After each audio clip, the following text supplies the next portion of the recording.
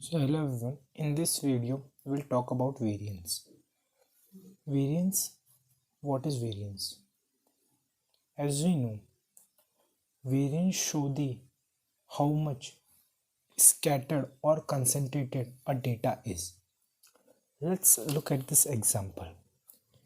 What we can infer from these two diagrams that here most of the points are concentrated and here is a more they are more spread.